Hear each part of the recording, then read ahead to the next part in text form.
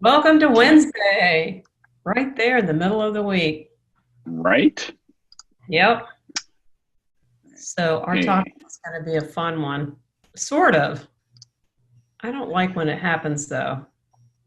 What? Oh, I you don't see like, yourself. You oh, you're getting alerted that you're live or that I'm live in Abo, and then it's all no, just I no. was I was going right into the Oh, topic. you went right in. Yeah, Okay. I'm going ahead and revealing what we're going to talk about today. I don't Okay. like when people write a check and it bounces. Do you? Right. I mean, it's bad Well, enough to have no. it happen, but when it hits when it hits the QuickBooks, oftentimes The quick our tube. customers record it as income again and make a humongous mess of it, delete invoices, wreak havoc. They don't know what to do with it, and And it, and it's a disaster. and it doesn't necessarily have to be just, the old nomenclature or the known topic of bounce checks, because it's really just when money movement gets deposited and then it comes back out. Right. And that can be a variety of things nowadays with ACH bank transfers. There's so many quick Oh, ways to get your money, yeah, right? the So credit like card can bounce. Credit card bounce. credit card could bounce, it could be disputed, or insufficient funds. I mean, it's really just a matter of you know you've received a payment and it's gone into the bank account, and days later, guess what? It comes back out, and usually there's a fee attached to it, It's because ugly. It's a that's lot, what banks love to do, is charge you fees. and it's a So that's lot of what.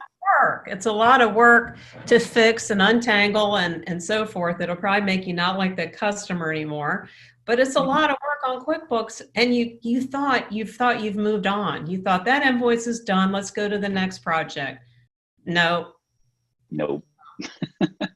So we're going to switch things up a little bit, because normally Harry does desktop first, and then I fly in with how do you do it in QBO.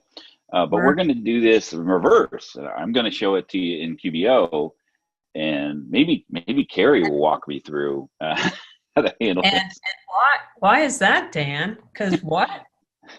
because desktop actually has a feature called bounce check feature. Um, Yay! and Yay, it team actually desktop. takes care of a lot of the accounting things, automatically, as we like to use. Because it's Give painful. It's a Right, painful process. right. So Okay. I'm gonna share my screen, and here we go. There we go. Okay, so we have the situation here is Cookies by Kathy. This is just a sample company in QBO. Uh, there's an invoice here for, whoops, wait a minute. This is not the right one. Let me go Uh-oh. back. Uh-oh. Let me go back to the invoice or the payment. Sorry. I have the recently, there it is.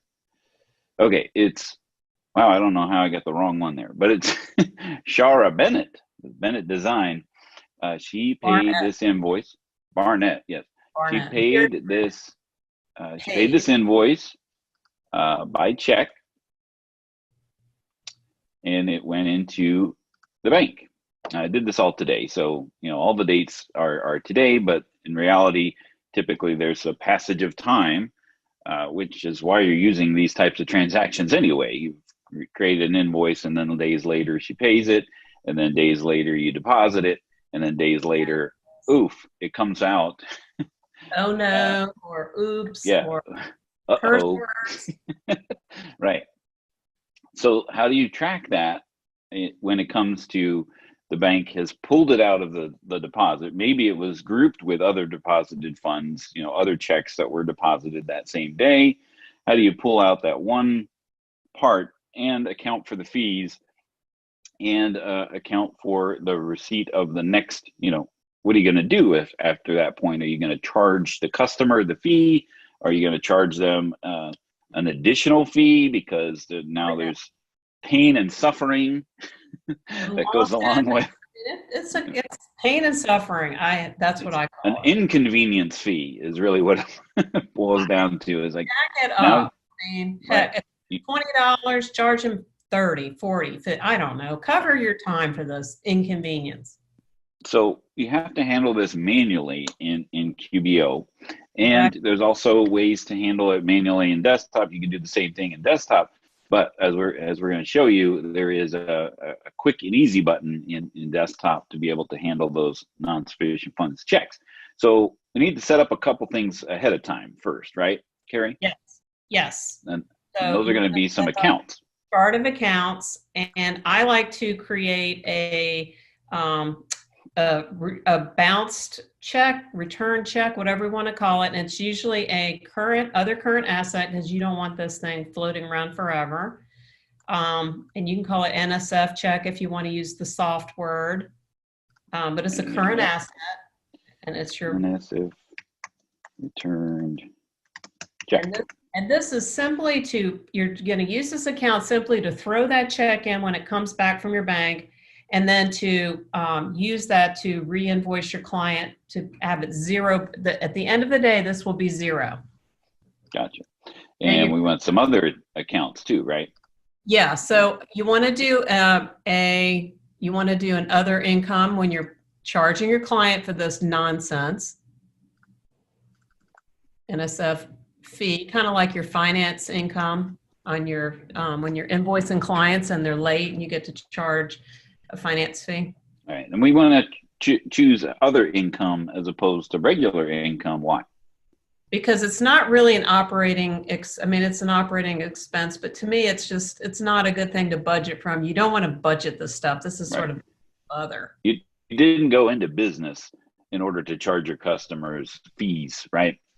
Right, and so the theories behind, like when you're invoicing and sending statements to clients and they're late and you charge them a finance charge, same thing. It's just you're just doing it. It's not something you go into business for. All right, and then there's another expense. Yeah, so I would also recommend when you do get hit by your bank to pull your NSF fees out as your expense and pull that out of your normal operating. This is drama. This is drama. Right. Like You're just kind of drama. under. Yeah. All right, so this is the teenage daughter section of your profit and loss. Yes, it is. Okay. So when your bank, so this would just be NSF fee expense. Something like that. Make it other. Yes. Okay. Let's keep this drama off of our normal. Those are the only extra accounts we need to set up. Now, is there anything else that we need to set up ahead of time?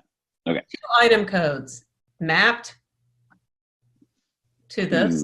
So we need to go to our product and service list.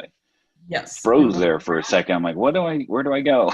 Yeah, see, nice role reversal. Now go in here. A two-sided. We want to create two-sided accounts for these things. Well, I guess. And we could choose non-inventory or service. Now, desktop. When we talk about desktop, this would just be an other charge, but there is no such creature in QuickBooks Online. So we could just choose service. And this is returned check. This is going to be our returned check from client, whatever you want. That's what it is. Right. We'll just this call is what's going to show up on your invoice. So you got to kind of soften the words. Right. Soft, not bounce check. So we don't want to put return check loser as a description. Oh, okay. Yeah, take that off. Return check. Right, because that will show on your transaction. It's not taxable. Okay, back up to the income account. Point that, if QuickBooks Online will let you, to your new NSF check. The returned one, right? I think the asset. NSF. Go back. Do NSF. Yes, that's the other current asset. Bam. Yes, there you go. Okay. Boom. So you still can, even though it's not an income, you can still map it to the asset account. Okay, right. Now what I want you to do is create one more item code, because we're going to charge our client for this nonsense. And we're going to call this the NSF fee to the customer. or whatever. It's the fee for return, the processing the return check. Processing of return check. Might not be reimbursement. You might want to make money on this because it's such high drama teenage stuff. So this will be, processing return check, and then without the loser part, right? No loser. No. And then you could determine a fee on this if you want, but this points to our other income account way down at the bottom. Yes, that one. Yep. And it's not taxable. Non-taxable. All right. Anything else? Now, when your bank fee comes popping in, make sure you catch the bounce check and the fee. And the bounce check's going to go to your other asset, and the fee is going to go to your NSF other expense fee. Right. So that could happen through the bank feed, or you could do that ahead of time. But this is the recording of the bank actually pulling out that non-sufficient funds check out of your bank and then associating a fee. Now, sometimes that could come the same day, or that could come separately, right? A day or two. So 2 separate transactions generally. Right. Right. So out of the checking account, this is just going to be an EFT, and then the category here will be the returned the NSF. I did everything NSF there. But it's the asset account that we're actually tracking it to, and the amount was $274.50, right? I was paying no attention. And then in the description, I usually put the customer's name. I guess you could. I don't really tag things to customers' names when it's flying all around, but you can't. Yeah. You can do that if you want. Most places, it won't hurt. It doesn't hurt. And then the fee, we're just going to assume that it's all the same. Okay. Transaction time, so it's $35. Whoops, not 350. 350 is usually. That's a little steep. You might want to consider banking with someone else at that point. They don't like it either, more than we do. Exactly. Now, this can also happen, the same thing with your credit cards and so forth, but we're just showing you it's typically through the bank. So you can hit the save and close, and if you want to, and you can add more detail to it if you want in the description and the customer and the payee to make it match even better. But we're just for these purposes, we're just doing the accounting piece of that. Yes, you can get real right in the interest of time. Next, we are going to create an invoice back to that. Whatever that client was, Barrett, Barnett, I don't know. New invoice. Sure, Barnett. There you go. Take this. Here's our original invoice that was still paid. Now you suggest just to leave that the way it was. Yes. And then untouched. create a new invoice for the return check, because this recognizes your income. Especially if you're dealing with closed periods, unapplying this and then reapplying it, it could mess up your financials. So you're suggesting to do a new invoice to this customer. Now I'm going to copy this invoice, and then get rid of the line items because they're not actually going to be handling whatever they bought before. Now we're going to be using the returned check. NSF returned check from client, the second one. There we go. And was it $274.50? Yep. Of course, you had to come up with an amount that's all right. And don't forget to charge the client at least $50. I don't even feel like I feel like we're spending more than $15 of valuable time invoicing this person that will never do business again. NSF, yes, reimbursement, processing fee, call it whatever you can to make them pay it. Because you had to put time into that, and your time is valuable. Now that discount, take that discount off. Right. We don't want that at all. We don't want a discount there. No. And then I think you're good to save it, email it, and you're good to go. Now, the way to check to see that to see that you untangled it right is your AR should now be back to 300 and something, and your balance sheet should show 0 for return check because we've handled it. It's not sitting out there waiting for us to handle.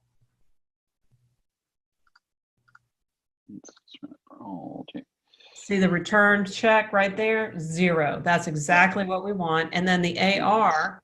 Here we can see the check that pulled it out and the invoice that put it back. So that's 0. So you don't want to have a balance in that if you haven't re-invoiced.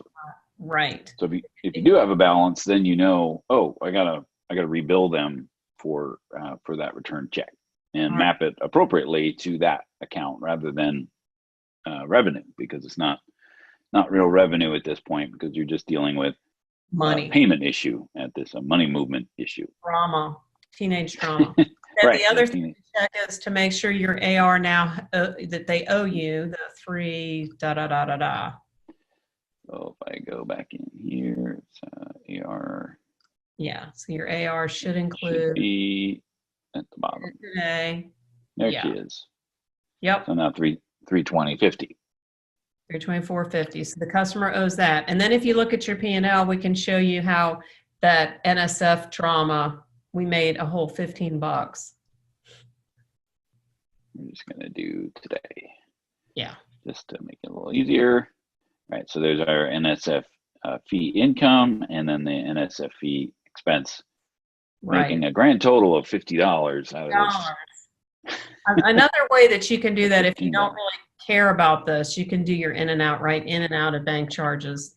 It's it's ultimately up to you. We just wanted to show you how, and this is one of the options, is to have it outside of your operating, so you're not budgeting for this stuff. And if you're reimbursing it and it's a net 0, you're good. Yeah, I mean, there's lots of different ways to skin this cat, so to speak, but this is just one way. And the reason that you like this is that it's not dealing with your profit and loss. It's putting things in a separate area so that you can deal with that separately, and it doesn't impact the revenue of maybe a closed period, because the passage of time, this could have been in a closed period with regards to the revenue side of all that. Yeah, if you end up touching an invoice from last year, then what do you have to do? Then you have to go amend your tax return. Those are ugly, ugly words. Yeah. That will be more than $50. Yeah. Or $35. Yeah, you need, and the wholesale, this is a customer we don't want to see again. Then go down the street. Goodbye. Yep. Right. So that's how you handle it in QBO. So let's take a look in desktop. How do you handle the bounce checks or NSF checks in desktop? Now you can handle it the same way. I mean, you can set up exactly the same thing. You can set up those things ahead of time. Go ahead. And the beauty of doing it the way that we showed you, the longer way in QBO, which you can do in desktop too, is I like the trail. I like to see exactly what happened. I like to see that check go in the right spot, the check go out, the time frame that it sat there, because it's not going to be the same day. I like that the transparency of the books. So the cute trick that we have in QuickBooks Desktop is really easy, but it does not provide necessarily a beautiful trail, but it's still worth showing. Now there's some caveats that come along with this. So go ahead and bring up that payment. Right. So you have to dig down to the payment. And you find the payment. And lucky for the modern technology, I went right to it. And it's Dan. Y'all, Dan's check bounced. Hey. I'm very mad at him right now. We're having drama. I'll gladly pay you Tuesday for a hamburger today. See? Watch out. All right. All right, so there's a button. Fancy button here. Right. But Dan, when did this button show up? I didn't know it was here. Right? I really can teach Carrie new tricks. I was taught this one. So great button. And I tried to break it. Yesterday I was like, Dan, we can't use this button. It's gonna touch my invoice from last year. I even went into the preferences and locked that invoice down. The invoice that Dan found, look how long it took him to pay this invoice. July 1st. It was from last year, New Year's Eve. He promised he'd pay me that. And then the check bounced, of all things. Anyway, so I did this on purpose so you could see how it works. All right. So here we have a $1,500 invoice that was paid by a check. Now the catch here is that the check has to have been deposited, because if it's not deposited, then it won't. Nothing to bounce out. It will give you a message actually and tell you. So it's nice enough to tell you that, hey, you can't do that, but you have to have recorded, because that's the reality of what happened. Is you deposited the check in reality, and then the money movement tried to happen. There wasn't enough funds to be able to make that happen, or they reached their limit or something, and then it didn't come through. So it has to have been deposited into QuickBooks, and it has to be also marked as a check. Yes. So if this is an ACH or an e-check or any other payment method other than marked as check itself, it won't let you click that button. It's like if you changed it to cash. Yeah. You want me to? If you clicked it to this point? Okay. Yeah. I hit this. It won't. Well, now it was, you didn't save it. That's why. Okay. You changed it, but you didn't save it. So it was saved as a check. So if you didn't have, if you recorded it as a cash or e-check, the button should be grayed out. So that's what typically would happen. Okay. Anyway. No. So if it is an ACH, then you would have to change it to a check, just so that you can have this feature. So you click on record bounce check. Record bounce check, and now it's gonna ask you, what was the fee? What was the fee that the bank charged you? What date did that occur? And what expense account do you want to track that to? So you don't have to set up those items and accounts ahead of time. You can just click on add new if you need to, or track it to an account that's already there. So here's the caveat. So just FYI, this one is forcing me to do it in and out of bank service charges. I don't get to do the accounting trick that, like we said, you have choices. So this one is making me pick an expense. I actually would do this just to save time in my brain cells, in and out of bank service charges. But so that's okay to me. That's just another method.